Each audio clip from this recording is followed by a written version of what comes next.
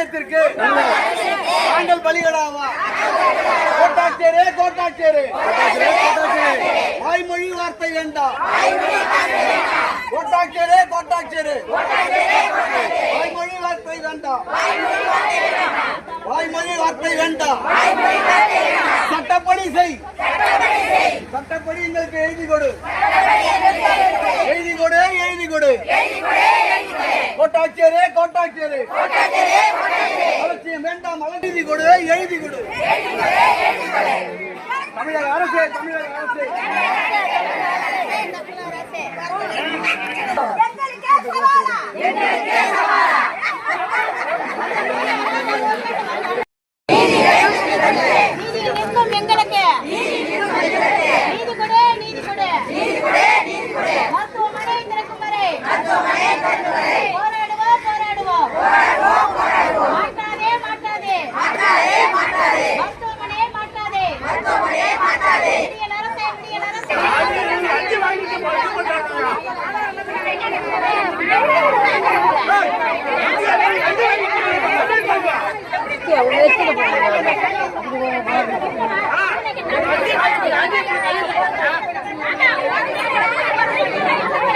எமர்ஜென்சிக்கு கேரக்டர்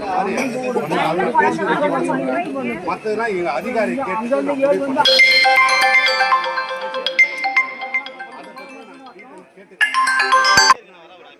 இப்ப இந்த ஓபன் இதுதான் ரொம்ப வருத்தமாவே இருக்கு. பிள்ளைங்க 90% பிள்ளைங்க வந்து தெரிஞ்சோ தெரியாதையோ பிரிண்ட் பண்றாங்க. அதை எடுக்க கூட பொதுமக்களும் அரசோ எந்த வித உதவியும் எடுக்கிறாங்க. அந்த ஹாஸ்பிட்டலுக்கு முன்னுரிமை எடுக்கிறாங்க. யார் எடுக்கிறாங்களோ இல்ல சொல்றாங்க சப்போர்ட் பண்ணல. அரசாங்கம் தனிப்பட்ட மனிதன்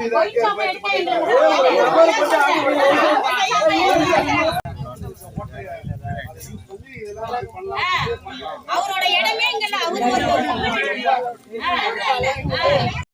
மதிப்பிற்குரிய முதல்வர் ஐயா அவர்களுக்கும் மாவட்ட ஆட்சியர் நாங்கள் மயிலாடுதுறை மாவட்ட சீர்காழி தாலுகா கொண்டல் கிராமத்திலிருந்து பேசுகிறோம்.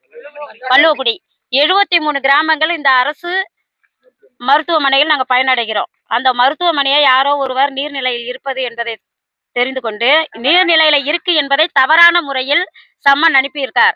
அந்த ஒருவருக்காக இந்த மருத்துவமனையை இடிக்கணும், மருத்துவமனையை எடுக்கணும் அப்படின்னு நாங்க எங்களுக்கு தெரிய வந்தது. அதில் நாங்க மகளிர் அனைவரும் நாங்க போராட்டம் பண்றோம். இந்த மருத்துவமனையில் மகப்பேறு, காலையிலே வர சுகர் பேஷண்ட், மற்றவங்க எல்லாரும் லேபுக்கு நாங்க சீர்காழி தான் போகணும்.